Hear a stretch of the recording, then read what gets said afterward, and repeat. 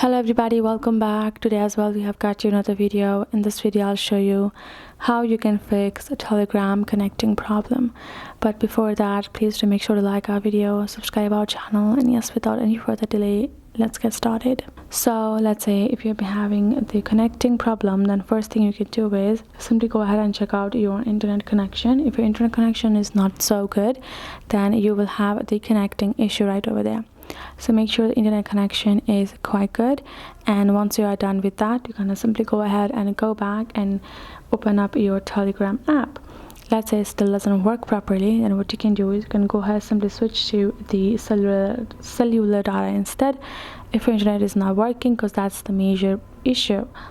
And the other thing is you're gonna go to your app store and you're gonna simply go ahead and search Telegram to check out whether your app is updated or not, because when your app is not updated, that can cause those kind of issues. So go ahead, update your app and tap on open and relaunch your app. It shall work.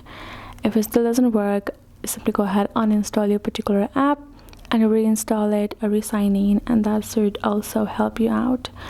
Those are the solutions I offer. Make sure to try them all and you're good to go. So hope this video helped. Thank you so much for watching. I'll see you guys in our next video.